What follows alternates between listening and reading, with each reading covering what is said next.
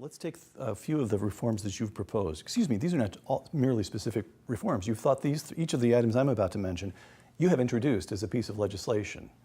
The Family Fairness and Opportunity Tax Reform Act, the centerpiece of which, as I understand it, is a $2,500 tax credit for each child under 16. The credit would reduce what parents owe in income taxes, dollar for dollar for dollar, and if that amount drops to zero, what they owe in payroll taxes.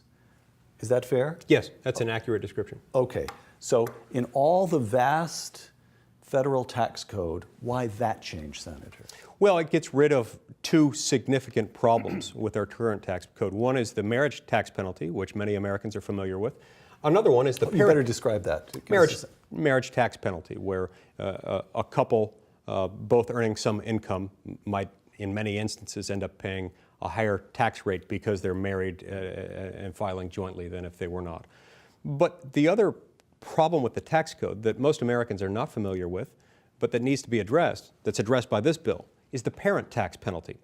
You see, when Americans pay into our senior entitlement programs, working parents do that twice. They have to pay into it twice.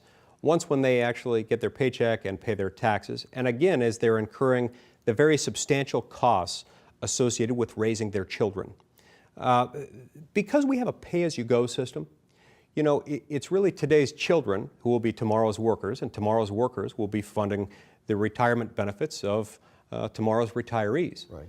And so, you know, according to a very modest estimate conducted by the U.S. Department of Agriculture, an estimate that a lot of people have characterized as incomplete and inadequate, it costs about, you know, $300,000 or $400,000 to raise a child to maturity.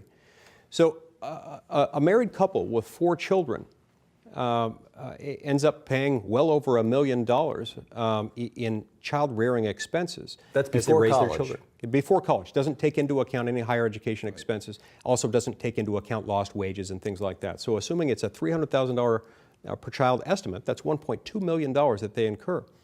And yet, if they are otherwise identically situated to another couple that has no children, then the first couple is really paying into the system twice, because they're raising those children. They're paying roughly the same amount in taxes, assuming they have the same income, the same mortgage, the same pattern as far as charitable contributions. There will be a few differences, but for the most part, they'll have a somewhat similar tax situation. But we need to offset this penalty when it comes to America's hardworking parents, because they're right now paying into our senior entitlement programs twice. So the family that raises 4 kids, they're paying the payroll taxes that go into the Social Security Trust Fund right now, but they're also raising the workers who will support the childless couple in their old age. Exactly. Got it. Now, there's pushback on that, as you know. Patrick Brennan in National Review Online, quote, "Who would end up paying more under Senator Lee's plan? Single, childless, relatively affluent people, especially those who live in high tax jurisdictions, because your plan would eliminate the deduction for state and local income taxes. It's a big tax cut for having children," close quote. So the argument would be that just as the liberals use the tax code for their kind of social engineering, Mike Lee, pro-family, has a particular vision of the American family, wants to use the tax code for his kind of social engineering. Yeah, that's not a fair characterization. That's not a fair argument. And the reason why is this is just trying to offset a penalty that parents face today. It still doesn't get rid of the penalty entirely. It's just there to offset it to some extent.